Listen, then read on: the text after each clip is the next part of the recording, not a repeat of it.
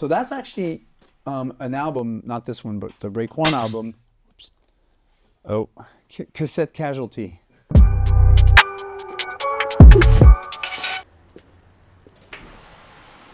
Hey, what's up? How are you? What's up? I'm good. Welcome to the Club Cassettes in Paris. So nice. What's your favorite and first memory of cassette tapes?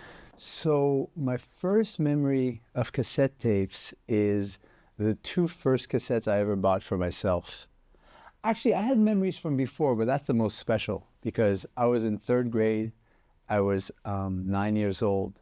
And that was the first time I bought music for myself with my own money, with my little pocket money. And it was Robert Palmer, Heavy Nova, and Guns N' Roses' Appetite for Destruction. $9 each, and I had saved up my little like savings or whatever. And that was like the first time I bought music for myself. The first time I even had mixtapes was even when I was even younger. My uncle had a bar, and even before I was born, and he had these mixtapes that my parents inherited. And that was the first time like I kind of got familiarized with the fact that you could make your own little compilation on a cassette and write by hand the different song titles. So I started doing that too by borrowing my friends' cassettes at school and like, you know, with the double tape deck, kind of making my own. But what I really remember about mixtapes is the girls I had crushes on in high school, I would make them like little mixtapes and stuff. I used to actually take vinyl because that was like even more esoteric, you know, and I would make them little mixtapes with like different songs I liked. I guess it was more like jazz, funk, and soul, and kind of, you know. And do you remember the first cassette player you had? I think at home we had like a small boombox, which is actually crazy because, you know, we were in Canada, and in Canada they don't say boombox, they say ghetto blaster. Yeah. I think they said that in France too. And then when I moved to the US, like I moved to America 22 years ago, and a couple of times I caught myself saying it, and people were like, what are you saying? What are you talking about? Ghetto what? What are you saying? You're going to blast the ghetto? And I was like, no, a cassette thing with the, oh, you mean a boombox?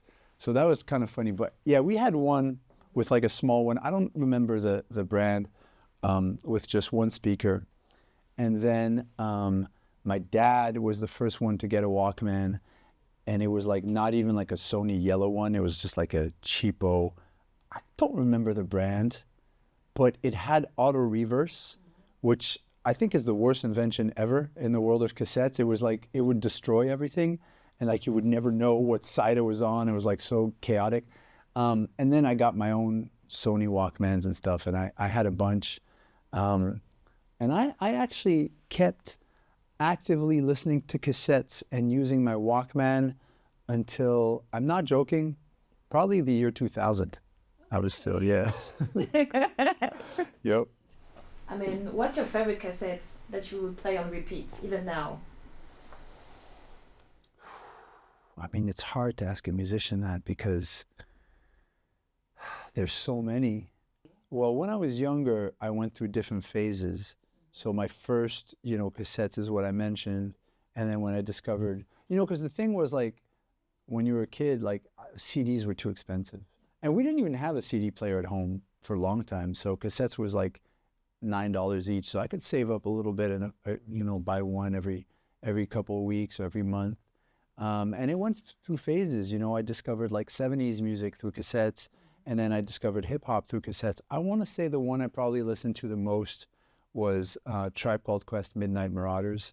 You couldn't relate. You couldn't relate. Or the first album by The Far Side.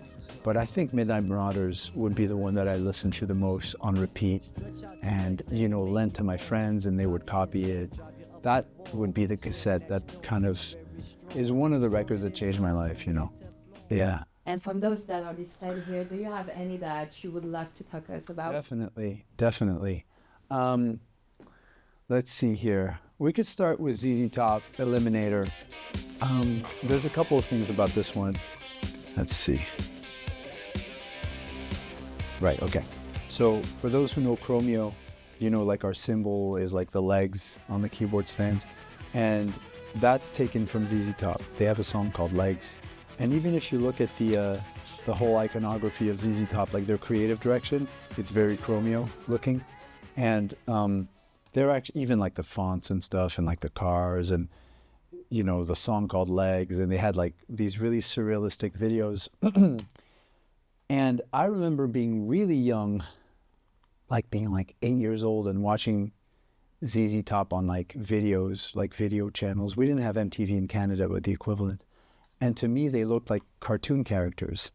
And all my favorite musicians were like, have been, and since to this day, they still are, they're like cartoon characters or like Halloween costumes. You know, I always say, if you want to start a band, make sure people can dress as you for Halloween. That's like the most important thing if you make music, I think. More important than the music, than anything. Because the music you can get better at, but your costume, you really have to have it locked in, you know.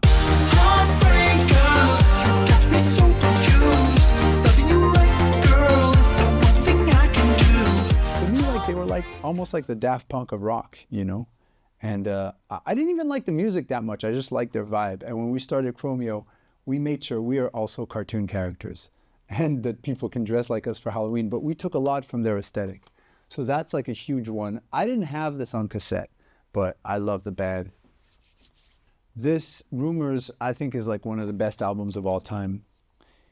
And that's an album that my parents had on vinyl and that we would listen to a lot at home and that I kind of knew by heart by the time I was like, 7 years old. So it's cool to see that. It's also funny because like, I'm old enough to remember when cassettes had like the black section here, as opposed to like the full artwork like this.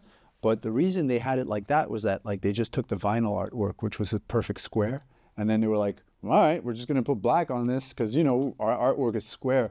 But I guess after a certain era, they were like, okay, we really have to make a format, especially for the cassette. Like, guys, what are we doing? Like, this is like a format, So that's one definitely that it's a piece of music that marked me a lot. Let's see. Well, obviously Hall & Oates are also a huge influence on Chromeo, just for like, I guess the musical aesthetic of the band.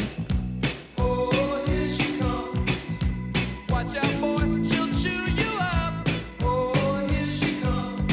She's a man eater. And it's the same thing. It's like, two white dudes who discovered soul music and funk music and R&B and basically decided to pay homage to a style of music that changed their lives.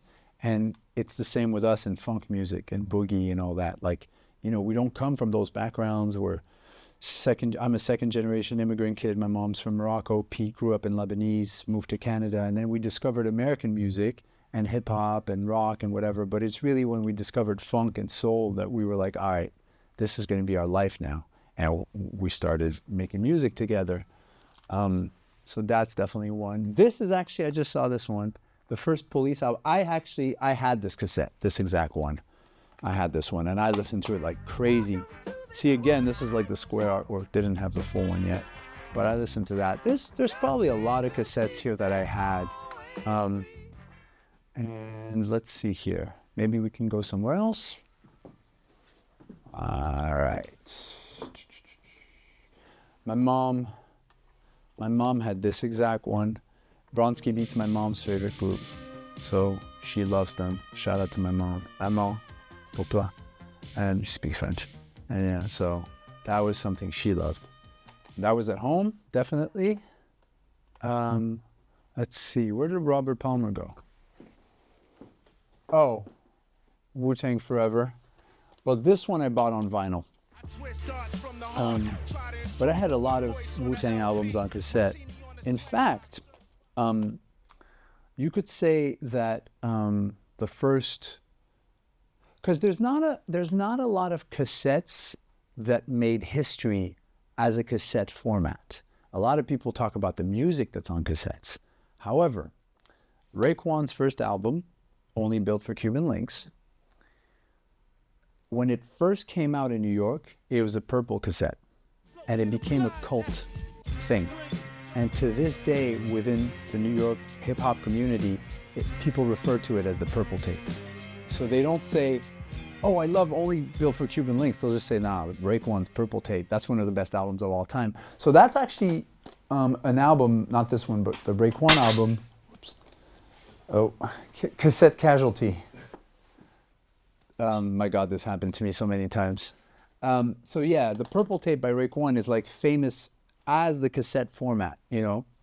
So that, I mean, but Wu-Tang Forever is incredible. Let's see here. I don't want to break another one. Kiss, another huge influence on Chromeo, just for the theater. Like, not necessarily for the music. In fact, I couldn't name you 5 songs by them, but remember what I said about Halloween costumes and like the drama, you know, and just like the fact that you have to create a universe around your music. There's like a lot of things in common between Kiss and Wu-Tang, because you could say, oh my God, this is so Kiss. Oh my God, this is so Wu-Tang, you know? And when you look at the player we made, it's like, oh, this is so Chromeo, it's chromed. You know, we always try to create a universe around our music. The music is just a part of the universe you make.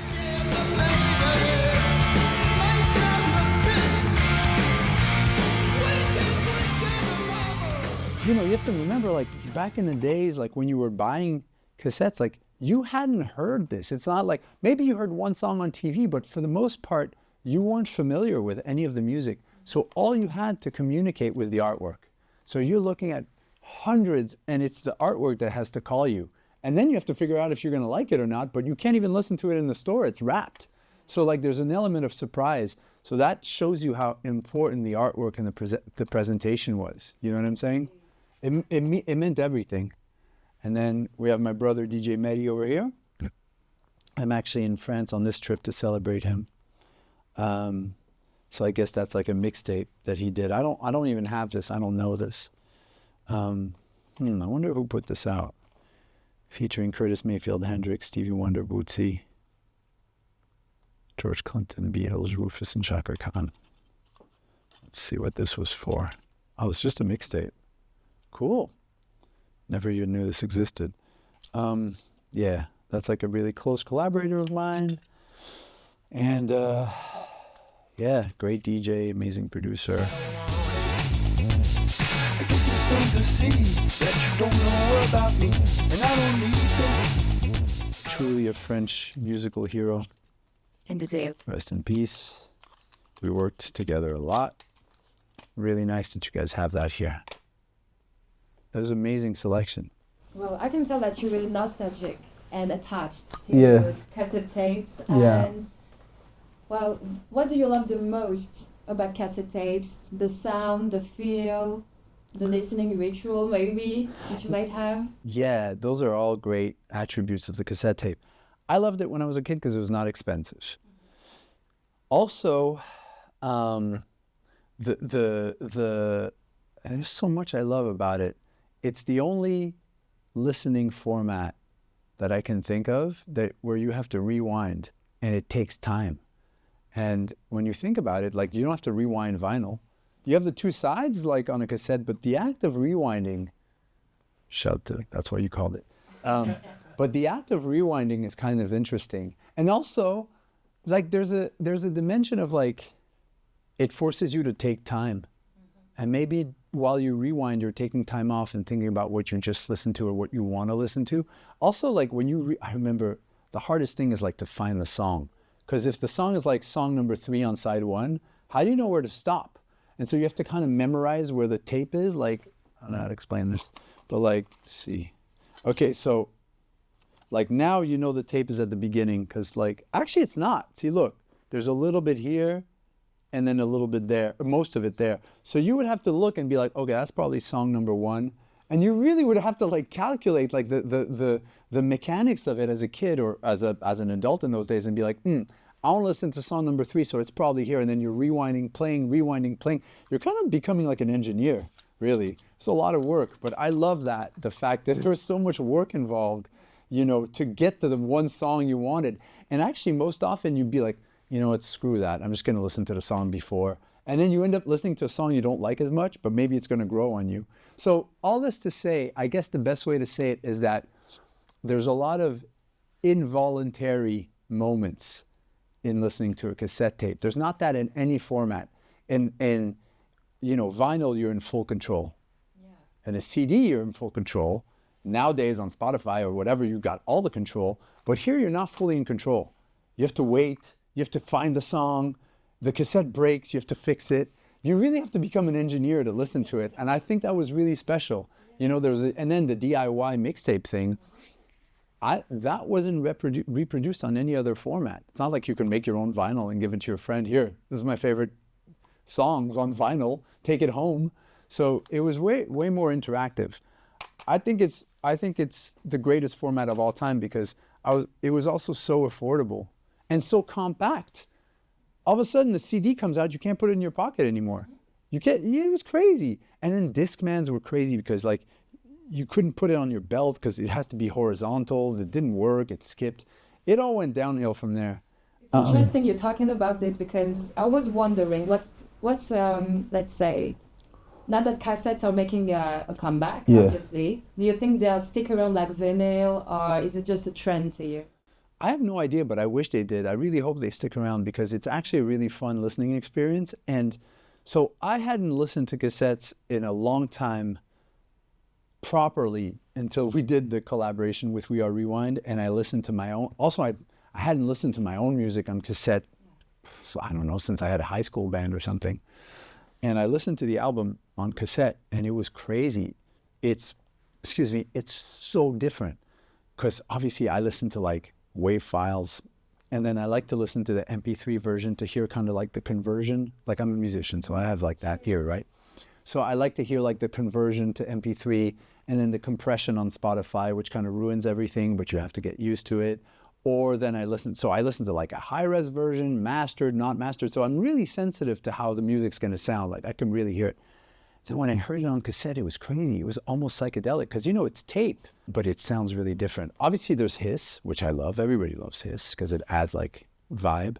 But also like the stereo field was different. And it was kind of like phasing a little bit.